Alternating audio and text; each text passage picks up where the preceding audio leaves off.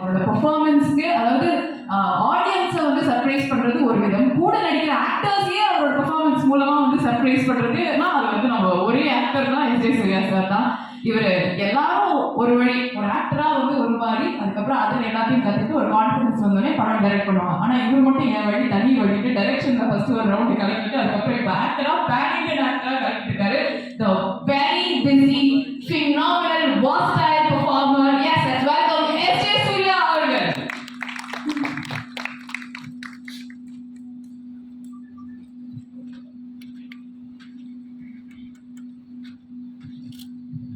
எல்லாருக்கும் வணக்கம். பத்திரிகை நண்பர்கள், ஊடக நண்பர்கள், வந்திருக்கக்கூடிய எல்லாருக்கும் வந்தவரை வாழ வைக்கும் தமிழ்நாடு, வந்திருக்கக்கூடிய நம்ம ஸ்டார் நானி சார் அவரை வந்து ஃபர்ஸ்ட் வெல்கம் பண்ணுறேன். நான் ஏற்கனவே வந்து தமிழ் இண்டஸ்ட்ரிக்கு அவர் நல்லாவே தெரியும். எப்படின்னா முதல்ல வந்து நானி அப்படின்ற படம் வந்து தான் இங்கே வந்து உங்களுக்கு ஒரு நல்ல ஃபர்ஸ்ட் பேஸை வந்து நானி அப்படின்னு ஒரு நல்ல ஆக்டர் ஒருத்தர் இருக்காரு அப்படின்றத ஃபர்ஸ்ட் காட்டுச்சு தமிழ்நாடு. அதுக்கப்புறம் எல்லா படங்களும் இப்போ ரீசெண்டாக வந்து ஆயினானா எஸ்பெஷலி எல்லா ஃபேமிலி அங்கே வந்து ஆக்சுவலாக வந்து இங்கே இருக்கக்கூடிய எல்லா ஃபேமிலி ஆடியன்ஸுக்கு ரொம்ப ரொம்ப நல்லா இருக்கு.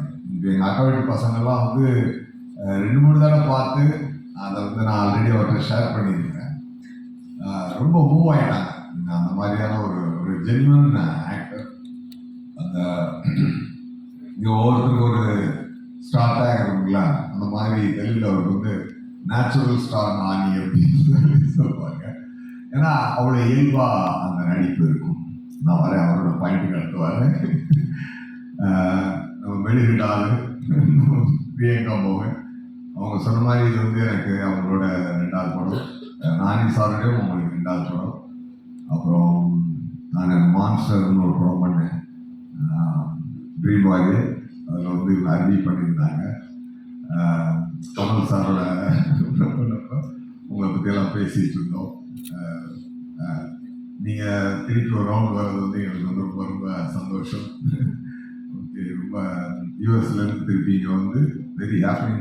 அது ஒரு டைம் இருக்குங்க. அந்த டைம் வந்துச்சுனாலே எல்லாமே அந்த ஒரு ஹாப்பிங் கிளிப்ஸில் வந்து பிளேஸ்மெண்ட் வந்து உட்காந்து, அதனால உங்களுக்கு அந்த ரவுண்டு திருப்பி ஸ்டார்ட் ஆகிருக்கு. All the best madam. ரொம்ப சந்தோஷம். டைரக்டர் விவேக் ஆத்ரேயா அவர் வந்து தெலுங்கு ஆளுனாலும் அவர் பக்கா ஒரு தமிழ் டைரக்டர் தான். என்னன்னா அவர் வந்து ஒர்க் பண்ணது எல்லாமே, படித்தது ஒர்க் பண்ணது எல்லாமே நம்ம ஓஎம்ஆர் தான்.